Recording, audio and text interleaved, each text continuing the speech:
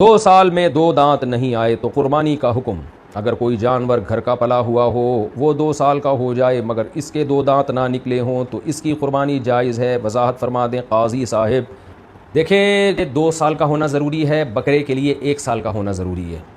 دانت نکلنا ضروری نہیں ہے۔ اگر گھر کا پلا ہوا جانور ہے، آپ کو یقین ہے کہ یہ 2 سال کمپلیٹ کر چکا ہے۔ 2 سال کا مطلب یہ کہ اس بقرعید میں آپ اس کو ذبح کر رہے ہیں تو اس کا مطلب وہ گائے یا بچڑا یا بیل یا بھینسا یا بھینس پچھلی سے پہلے والی بقرعید سے پہلے پیدا ہو چکا ہو، تو اسلامی لحاظ سے 2 سال ہو جائیں گے اس کو۔